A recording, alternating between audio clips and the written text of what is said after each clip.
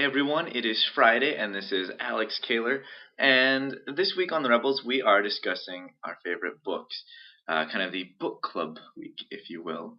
But before we get into that, I've noticed that this week, I don't know if it's because it's a full moon, but there seems to have been quite a bit of awesome reveals in the publishing world, whether it's new book covers or new book deals, and I'll admit, I was feeling a little bit left out, so I decided that I would create my own reveal.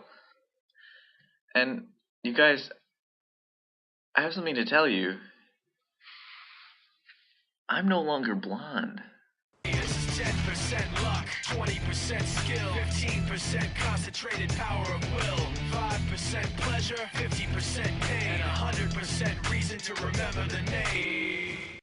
Yeah, kind of cool, huh? You can't actually see the fact that this is purple and not just blue and green, but it's kind of awesome. It made my life. Anyway, on to the subject at hand. Books. First off, I want to talk about this book, The Night Circus. Now, I have not read this book yet. I cannot wait to read this book, but this is for publishers in general, alright? I judge books by their cover. Not gonna lie, if it's a crappy cover, I don't want to pick it up because I don't want it on my shelf. However, if it is a gorgeous cover, even if I don't want to read the book, I will collect it. I like collecting books.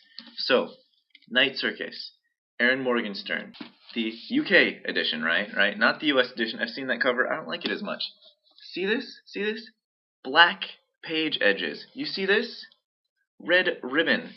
Not only that, but take off the dust cover, and you have this. Alright?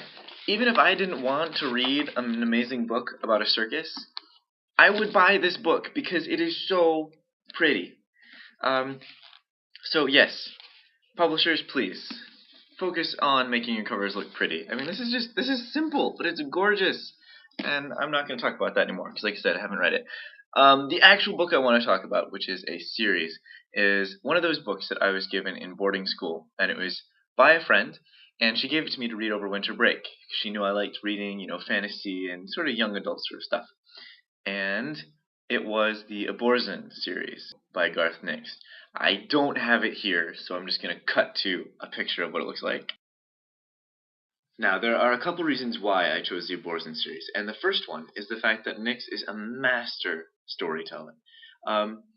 Quite often, when you are talking to writers, the first thing that they talk about is the word count of their manuscript. And, oh, mine is 150,000 words. And you're like, oh my god, you must be amazing if you can write a book that's 150,000 words long. Fact is, it might be, or it might be horrible because they just don't know how to pare down language. And Nix is fantastic at paring down language.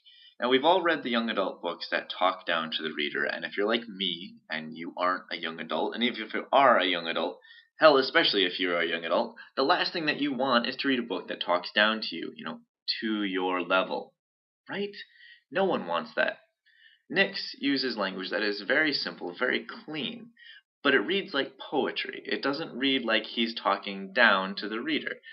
Because of this, in a couple sentences, he can create an entire city. He can give you the full backstory of a character in a paragraph.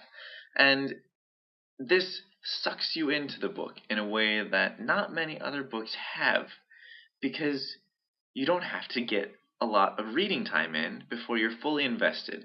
And the other thing that goes hand in hand with this is the fact that Nix has created an entirely new world that is quite similar to what you expect, quite similar to what you would know.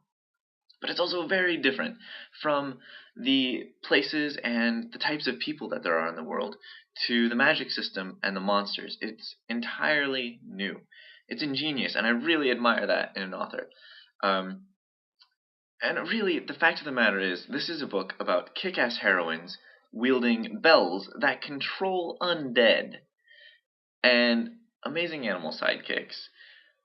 It's just really good. Good writing, good magic, good everything. If you haven't read it, what are you waiting for? Go read it. Seriously, it's the best $7 that you will spend on a book. The entire series is addicting, and yeah, I think that about sums it up for this week. I have gone over just like everyone else has. So I will talk to you next time. Bye.